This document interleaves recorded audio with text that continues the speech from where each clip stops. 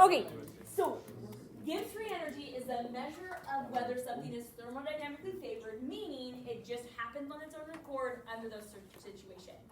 When it is negative, that makes it thermodynamically favored. So let's process that really quick. Don't say anything out loud. I'm going to pop a question up here. Just think about it. Okay, so if Gibbs free energy is the amount of energy to do work, why is it negative? Why does a negative value indicate thermodynamic favorability? Don't say anything out loud. Think in your head for a second.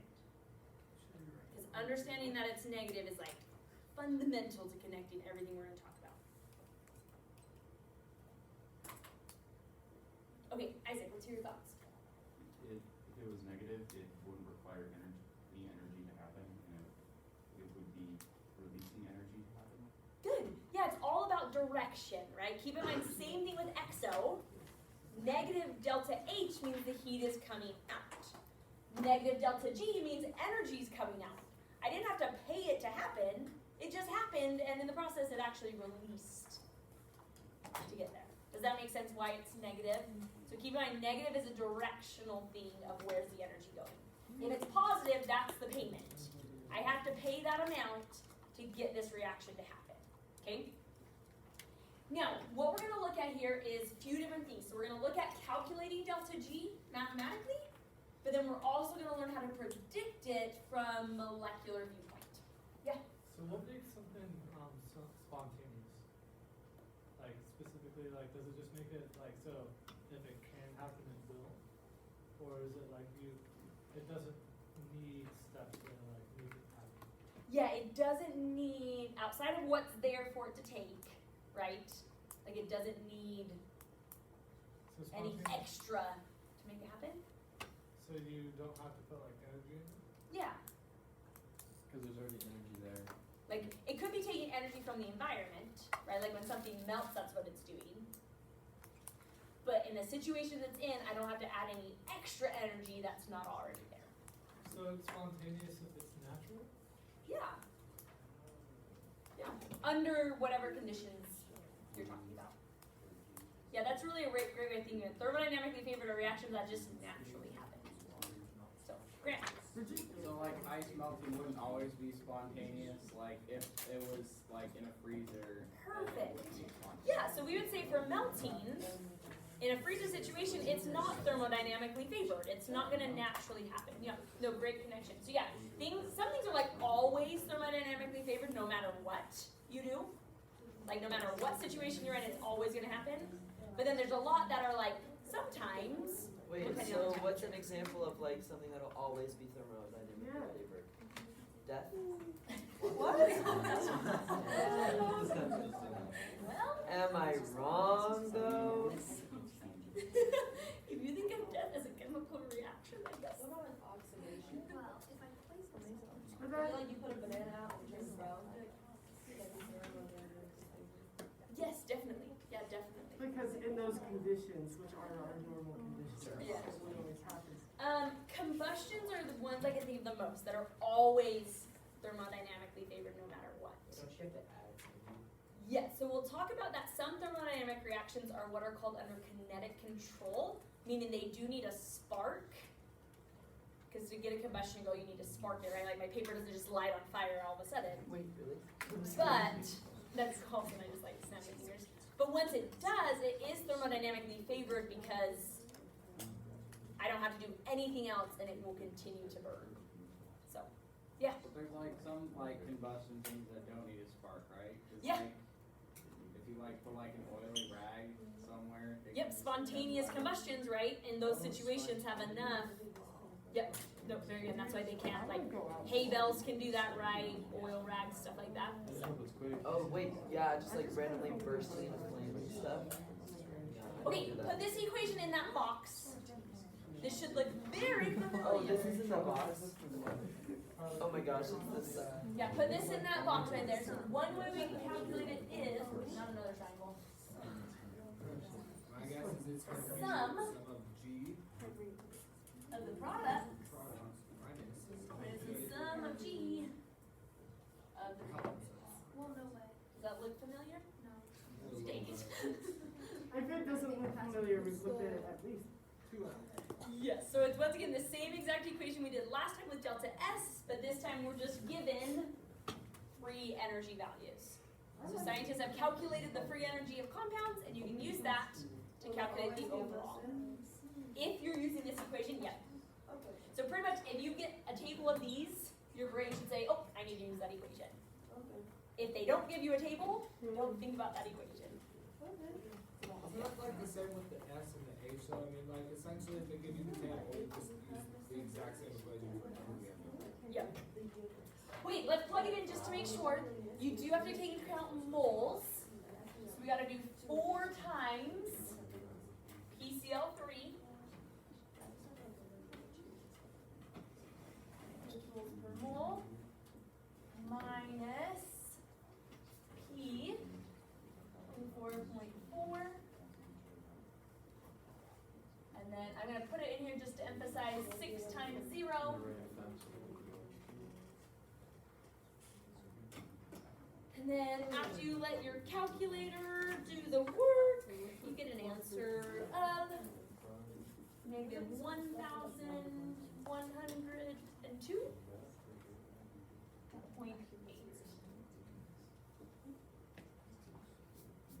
And it's always good. Okay, so what's the 6 0 thing? For CL, so there's 6 of them, but CL's value is 0. Oh. So I put it in there just to emphasize that you gotta do all the reactants and all the products. And then the unit at the end will always be kilojoules. Yeah, because in a sense, by times and by 6 and 1 and 4, it cancels out the moles. It cancels out the over mole because. Yeah, so it's just, this is the actual. Very nice.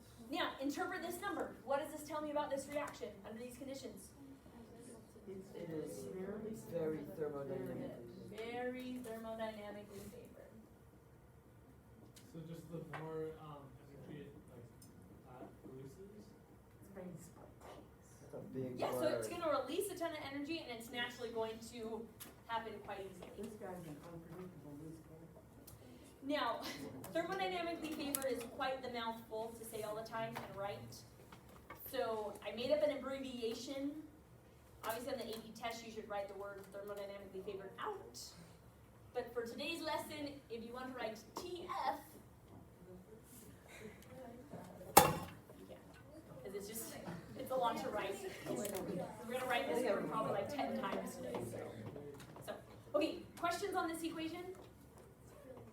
Okay, let's get now to the more molecular side. And it kind of goes on like what Joel asked at the beginning of like, what makes something thermodynamically favored? Right, like at the molecular level, why do some things naturally happen and other things don't?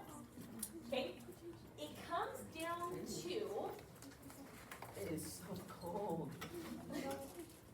a combination of the heat, delta H, and the entropy. So those 2 factors determine whether something is thermodynamically favored. So a second equation we have for delta G that we're going to use more likely not as mathematical and more like predicting things. It's also on your formula sheet though. So we have delta G equals delta H minus T delta S. So, change. Yeah, so let's define some variables here. So delta H is enthalpy, aka heat, aka exo or endo. That's what delta H tells us. Okay? T is temperature. Now it's always going to be in the unit of Kelvin, which is very important to this equation because Kelvin is never negative. So, if it's not in Kelvin. Yes, if it wasn't in Kelvin, it could be negative, which messes this up. So it always has to be in Kelvin because we don't want it to be able to be negative. Delta S measures entropy, right? The disorder of our system. Keep in mind that positive entropy means more disorder, and And then negative entropy means more organized or less disordered. Yeah, Brent. So for this one, are you multiplying the temperature and the delta S? Yes, so those are multiplying together. Yeah. So what we're going to look at is we're going to look at all the scenarios of reactions in terms of, and then what does that mean about its thermodynamic favorability? Like, can you say an always situation, or is it a sometimes situation? Milo. It's the Agatis formula. It's the Agatis, because earlier we had the other one for, yeah, MCAT. Oh, like This if you one's the read it. Agatis. Yeah. I like it.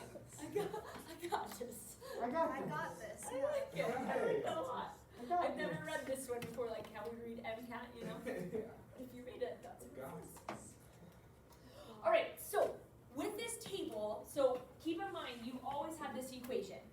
So we're gonna go through the scenarios right now, and I don't recommend that you, unless you have a really good memory, you memorize them, because you just only have so much to memorize. But if you understand how this equation works, you can always figure it out again when a problem comes up, okay?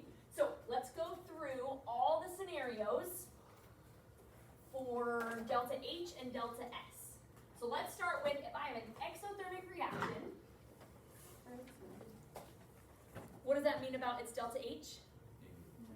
Because that means negative delta H. So I have an exothermic reaction that increases in disorder. Which means what for delta S? Well, it's gonna be Positive. Okay, so just going through scenarios, it's exothermic and it gets more spread out. Okay, if I plug that into the equation to see what the numbers do, so the equation is delta G equals, so delta H I'm just going to put a negative sign for, because we know it's a negative number, minus, now T's always positive, right? So is there, I'm just going to like keep T there, but keep in mind it can't ever change the sign. So I'm going to kind of put it in parentheses, so T times something positive. Does that make sense, kind of what I'm doing with my symbols? Oh, that. You So I don't have numbers, but I'm just going through theoretical situations. So if this is negative,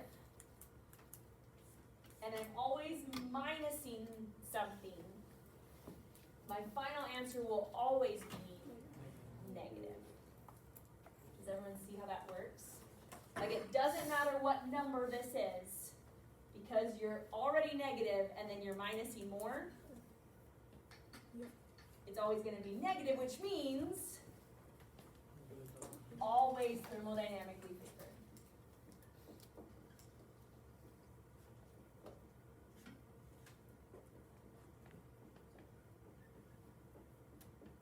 So if you are given a description of a reaction that is exothermic and gets more disordered, you can always claim thermodynamically favored every single time. So like, so is it just like, Say what? I'm trying to think of an example, but I just. So that's where combustions, right? Because Yeah. combustions are exothermic, and when things explode, they definitely get more disordered, right? So It's they're always, always. it's always. Okay, let's do another scenario. So we're gonna do endothermic reaction. So endothermic means positive delta H.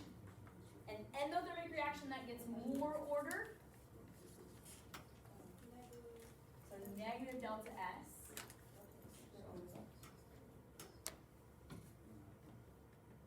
So then, once again, you think through hypothetical. So delta G equals a positive number minusing a negative number. So if you have something that's positive and then you minus something that's negative, always positive. Which means Never thermodynamic. never thermodynamically favored. Doesn't matter what the temperature is. What's an example of something that's never? The reverse of a combustion. Like creating, like would that be something like creating nitroglycerin? Oh, possibly. Yes, So- definitely. Because I don't think that would like ever match. Infloating Yes. It's it's like you have fire and then it just like. I can't turns think of a into good fire. example off the top of my head. It's like fire. changing time to make fire go backwards. It's like a fire just There turns is fire into a piece of under. wood. Yeah, there you go, right? Like, Using the ashes. What happened when you did the Unburnt fire. okay, now before we do the next two scenarios, Seriously. some wording here to be aware of. So when we talk about thermodynamic ability, we often talk about what drives something to be favorable. Okay? Meaning it's pushing it to happen or it's preventing it from happening. So when we say what drives thermodynamic favorability, the cases that we want are exothermic and disorder. These two things, so when this is negative and this is positive, that drives thermodynamic favorability.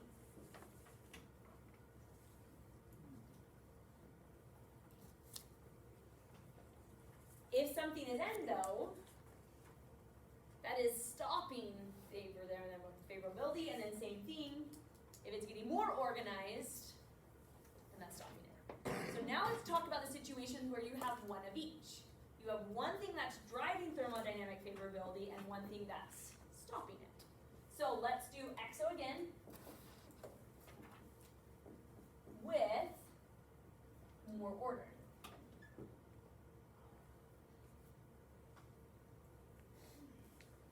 So a great example to think about of this is something that's exothermic but gets more organized is the process of freezing.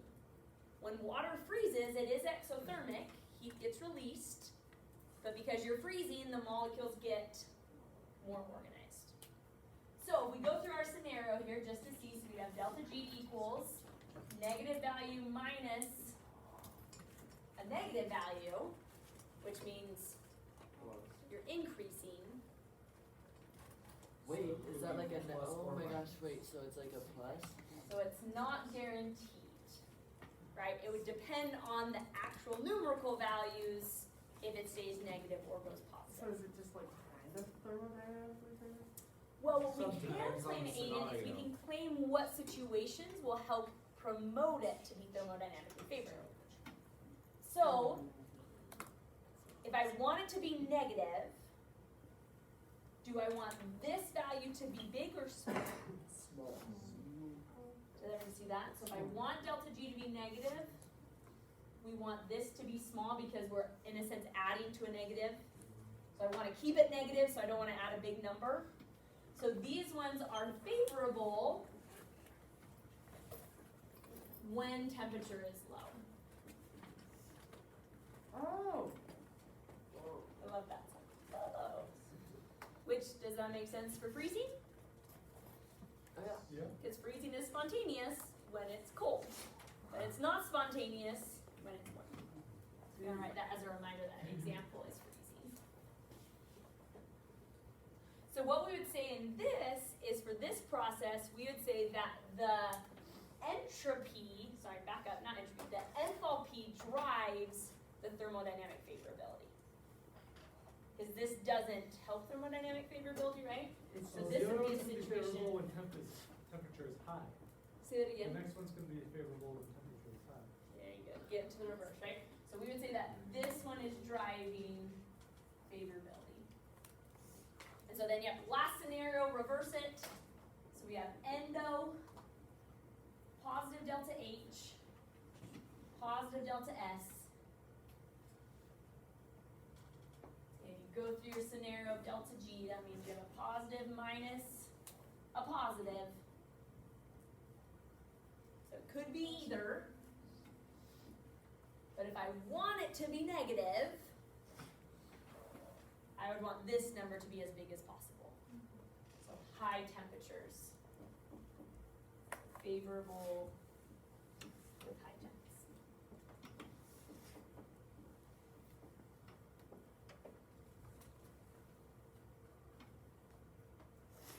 that's cool. Yeah. What about, I know, aren't there some, okay, sorry, words. You're good. Aren't there some that are like more favorable at like higher pressures and stuff? Are we gonna like talk about that or? Good. That's a great question, Aiden, because we don't really talk about pressure when it comes with thermodynamic favorability. Really?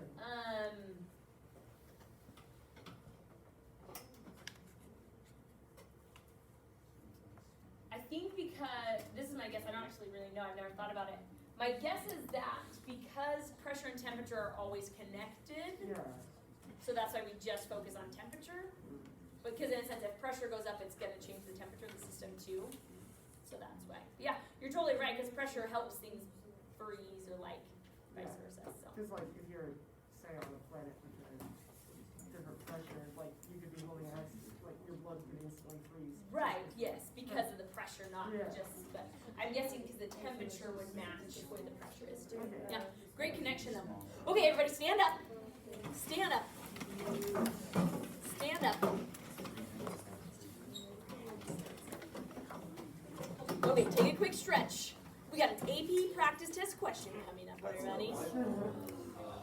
All right, you got 90 seconds. I'm gonna put the question up on the board. You got 90 seconds to put your answer on your board. You'll work with your table buddy. You got this.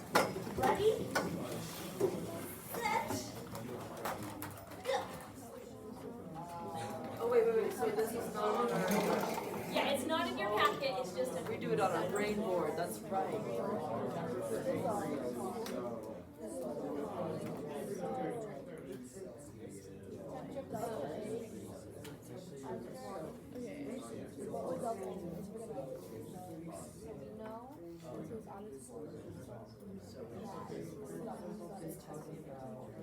Yeah, that's right. Yeah. So,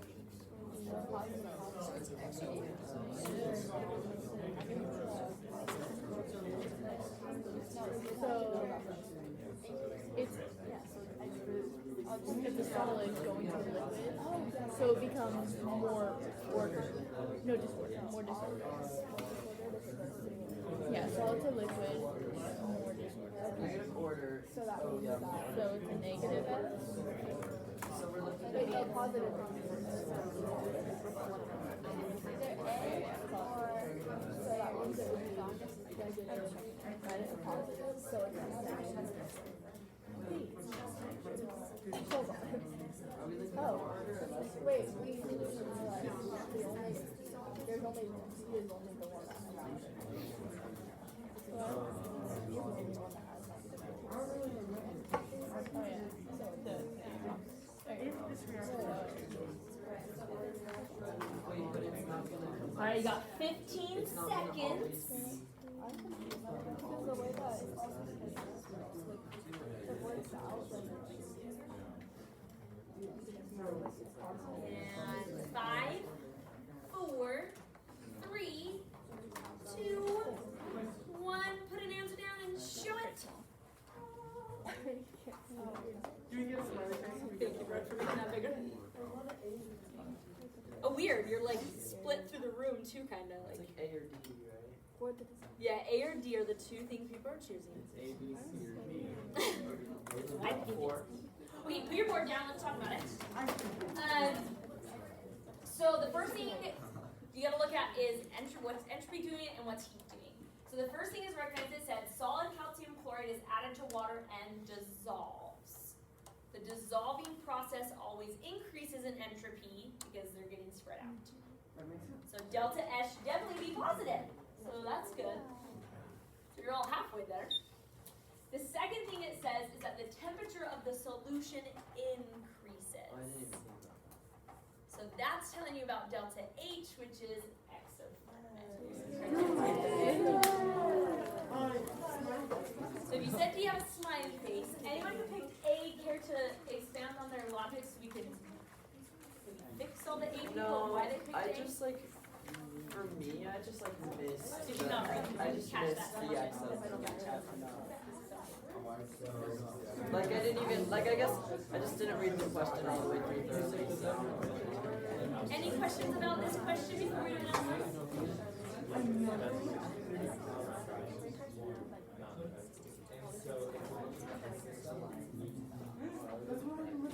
Do you need help, Allison?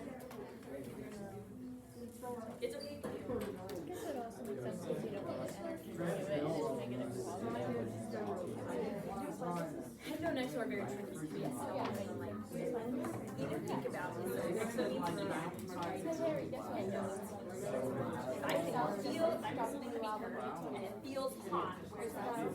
Oh my gosh.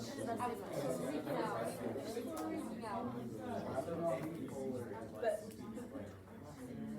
so think about the same way. There's a thermometer and the thermometer is hot. Which is hot? Where's the out of the Be like, okay. Does that make sense?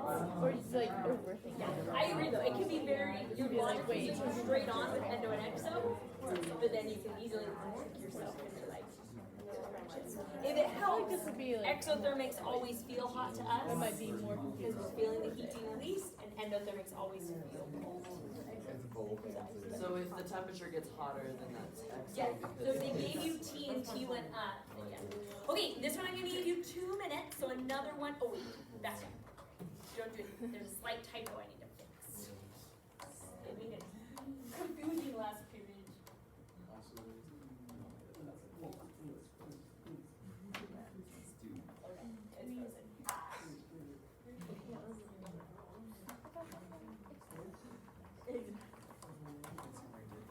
I figured out how to erase, but it's the worst mechanic ever. It's still something. so far I haven't done to that point. I also haven't done. Okay, here we go. 2 minutes, ready, and read and discuss, go. Okay.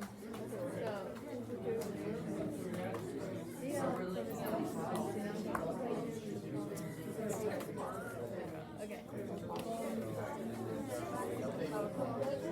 So positive, which is small, and also comes more because it goes from a gas to a solid, so it becomes less ordered. Wait, no, more ordered. It's a negative. More spread out. Yeah, so it's more ordered. More ordered. So we got positive and negative.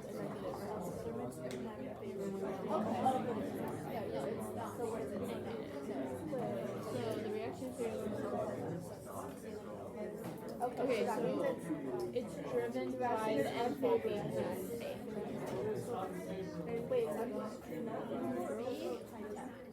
Wait, wait, no. It's right, so 10. Yes. Wait, no, it depends on the positive minus negative. So oh yeah, yeah. Positive. So it's unfavorable. So the reaction is unfavorable and driven by Unfavorable.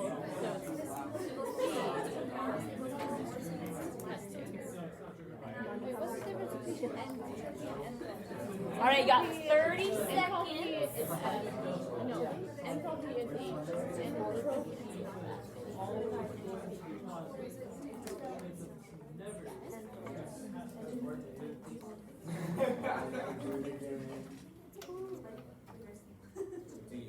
All right, in 10, 9, 8, 7, 6, 5, 4, 3, 2, 1. Show me your answers. I did some little bubble art. I love to see the decorate their letters. Okay. All right, let's talk about it.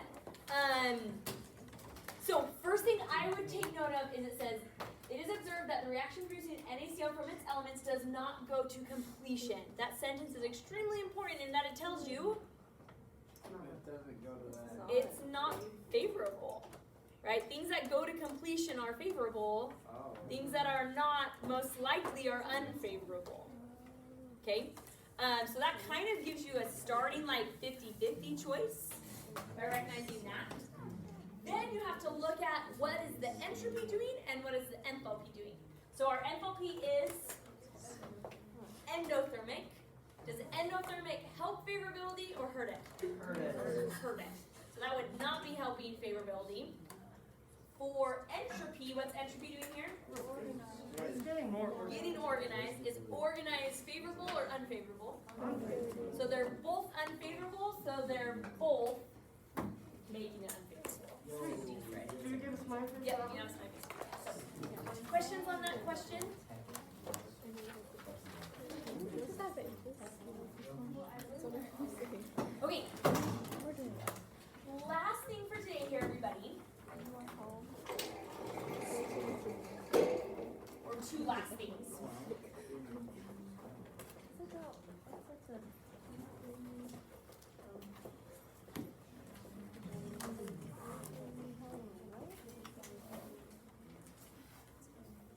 All right, let's look at this equation one more time in terms of the effective temperature, and then we'll just practice using it mathematically. Okay, so part A says we want to predict the direction in which delta G for the reaction will go with increasing temperature. It's pretty much saying if temperature goes up, is it most likely to go in the forward direction, or is it actually going to go more in the reverse direction? Another way you can think about thermodynamic favorability is thermodynamically favored reactions go forward. Non-favorable reactions almost go backwards because they're not going to go forward, if that's there. Okay? So, let me write our equation again. So our How do you equation make is, sodium chloride then? If it's not thermodynamically favored at all? You have to add in. say that again. Like, why does sodium and chlorine like react together like they're not thermodynamically favored? If you supply excess energy, then you can make things thermodynamically favored, right? But then how is it made in the first place? And why doesn't it just go back to where it came? That's not how salt works. Well, like why is there just salt in the ocean? Yeah, like why does salt exist at all? Because I would wait, the salt in the ocean wasn't created through a natural process of Na and Cl. So there's other ways to make NaCl from other things. Mixing? Oh, so just the reaction. That particular reaction. Okay, so in this reaction, look up here everybody. What's happening to the entropy in this reaction? Where's the arrow? The aerosphere. Right there? Is entropy going up or is entropy going down? It's going down. Good. Decrease in entropy, right? Because there's less things on this side. So I'm going to put that we know that this is negative. Yep. So this is negative, and it tells us that temperature is getting big. What does that predict about delta G? Ooh. This is negative, and that's really large. Wait, It's a really big negative. Yeah, so keep in mind, it's a big negative, but we're minusing a big negative. So we're adding a really, really big number. Good, so if I'm adding something really, really positive, then it's most likely going to end up being Positive. positive. So positive with thermodynamic favorability means it's not, so it's most likely to go in reverse. Oh, wait. So the S is negative, so multiplied by the T, it'll be a negative, and two negatives equal a positive. Yes. So I know, you really, it's like, there's a lot of thought through to this equation of what the negative and positive doing. Does that mean that one of the main reasons why some reactions just don't happen is because like they just don't like they're just so not thermodynamically favored that they just can't happen? Yep. All right, if you get the answer before I finish writing the workup, you can have some delta H minus shoot, y'all. Calculator actually. Kelvin times negative 0.1983 kilojoules per Kelvin. Negative 33. There's the equation if you're confused of what to write out. So I changed this to kilojoules, change that to Kelvin. Beep off beep. You get an answer. Wait, 30.286. Negative. 29. Negative.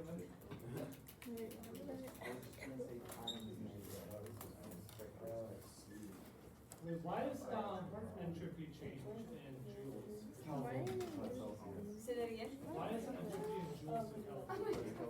Is it 2 or just minus? Because it's like, isn't it like, Is that what isn't it times? measuring Yeah. disorder? Oh, it's minus. It's a type of energy Yeah. still. They consider the disorder of a system to be a type because of like, I think it's like the energy within the bond sort of idea. So, I know it's kind of weird. It seems like it's weird how they All right, that's what you should get. Let's go. Any questions on mathematically using this equation? Anyone not get that or not know how to get there? Yeah, Sam? How did you get that? Like you plugged this in and didn't get that? Yeah. Did you make sure to Did- combine Did you those get times? 33,290? Oh, you have to add this, because it's a negative and zero. Oh yeah, did you lose your negative sign maybe? I just put it all in. The base number, but Yeah, totally, yeah, so if you had like that 33,000, 33286.6. yep, yeah, as long as you show your unit, it's the same. Sam, did you figure out what went wrong? Yeah. Yeah. You put that right. Any other questions? Okay, we got one more letter to bring to the party. Wait. That's funny. I noticed the lettering on that. It's A on the We have another one. Stop saying that. Well, they're up there. It's Yeah, if you got that, Okay, last piece, everybody, we're doing awesome. So this brings up what I mentioned in the beginning, of how some reactions are under what is called kinetic control, which means they are thermodynamically favored, but they don't proceed without that activation start. It's like, okay, you're good, and then it's like. Yeah, okay. you just give them a push and then they'll continue to go until they run out of fuel. Is it like how like one spark can like make a whole explosion because that's all it needs is one. Exactly, I mean, that's like, in a sense, how your car works with the gasoline. You turn the ignition, it sparks it, but you don't have to continuously spark it to make it happen. So, That'd be My nice. Botox face is Like some lighters. And it's saying, okay, so our last connection is we're gonna bring in capital K. So we talked about H, S, and G today. Now we're going to link them to equilibriums. And what does that mean? So there is a mathematical relationship once again. So given values, we can actually calculate it. Welcome home. That is so cute. so G equals, what is the negative? So this is on your formula sheet. Write this down and we'll define it. So it's negative RT natural log of K. We're using natural logs. Wait. LN, right? ln, yeah. I was always told to write ln in cursive, so that's how I write it. That's right, cursive. Cursive. I like cursive. It just, I guess it, I don't know, but that's how I've always learned how to write natural logs in cursive. So that's what this weird little thing is. You're like, what is that? It's ln. If you're familiar with that in math, the natural log. I'm writing cursive. Wait.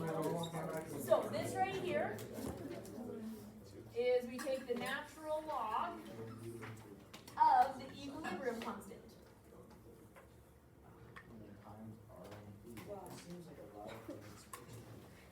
So what's really cool is like if you have Ka, Kb, Kc, Kp, you can find Gibbs free energy. Or vice versa, if you have Gibbs free energy, you can actually find the value for K. T is temperature again. Once again, making sure you're in Kelvin. And then this is, kind of still hurts my brain to this day, I haven't quite figured it out. But R is the gas constant, the same one we used in Perfect. No way. Now, the units have changed, so it's not the same numerical value, because the unit is different, but it is the exact same constant. But yes, so when we used it before, it was what, 0.08, 206 or something like this? So the one, it's on your formula sheet still, the value we're gonna use this time, so just label it, it's the constant, and it equals 8.1, let me check my decimal. Is that 8.314? Yep, that first one. 8.314, because look at what units on that one. Joules, which we're in the units of energy, so that's why it's more helpful. So joules over moles Kelvin. This is on your formula sheet once again, but Is that its unit, joules over mole Kelvin? Yep. Holy. constants have big units because they like are canceling everything out, right? They bring everything together. Okay, well, so this equation is helpful if you mathematically need to determine, right, K or delta G from one another. From a more multiple choice standpoint, where you're not doing hard mathematical calculations, you should understand the connection between what they mean. So if delta G is negative, what does that mean about our reaction? Just in general, if delta G is negative, it means favored, right? Thermodynamic favorable. Keep in mind, negative means thermodynamically favorable. What would that mean about a K value? The K value is positive. You're getting on track. K's are always positive. Oh, I mean the K value like goes to Products are The more favored. favorable means more product. Products are favored, so what is K if That's what products are Zoe favored? said, by the way, gives Zoe It's this. low, it's a very big number, it's very big. So it has to be bigger than 1. Because 1 is the middle point. Good job, Zoe. So because this I means said, get rid of the thing. product favored. So keep in mind, for delta G, it's about negative and positive, but for K, it's all about bigger or less than 1. So if you do find a situation where delta G is actually 0, Wouldn't it just equal 1? K equals 1. It's a perfect 50-50 equilibrium. It's not favored one way or the other. And then mine says 0 again. Yours says positive though, right? Yeah. Okay, so if delta G is positive, then K would be Very small. How small can K get? I don't know. Like smaller than a mole? Your mom's small. There's what, 26 zeros K on can the wall? Like that smaller. Wait, I can't think right now. Like three. I have 10 to 26. Is there such thing as a bolt? Like a thousand, but it's a bolt? Not that I've ever heard. I feel like that would be like a K. Yeah, I don't know, Joel. The biggest. Oh, I feel like I've seen somewhere.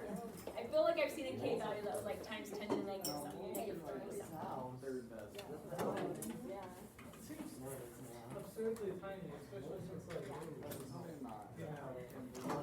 Well, yeah, I mean, it just pretty much doesn't even count, No, right? kangaroo So, rats are. okay, any questions?